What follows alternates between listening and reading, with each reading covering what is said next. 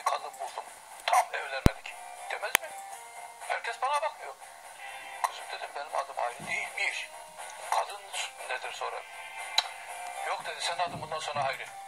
Kadın seni Hayri olarak biliyor dedi. Allah Allah ben kadının adını istemem kızım. Hayri amca burada utanılacak bir şey yok ki dedi. Eren de önceki anını istemiyordu. Aralarını ben yaptım. Tanıdıkça sevdi. Sen de tanıdıkça seversin. Garip gibi bir tipti ya. O gün ben erkek arkadaşımdan yeni ayrılmıştım.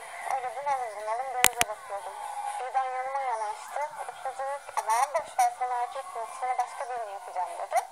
Hani ben de kırılmasın diye Berçin'cim dedim. Şu an hayatıma ben birini sokmak istemiyorum. Bir insan sokmak istemiyorum dedim.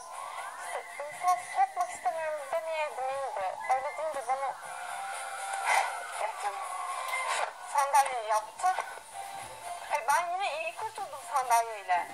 Yani benim halamın kızı var, onun arasını ben onu söylemeyeyim ya. Hani set arasında uyuyorum.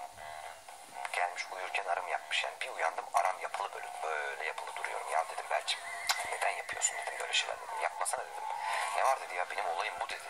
Ben dedi arayı yapıyorum dedi yani sen dedi elleşme. Ya dedim yapma dedim ya.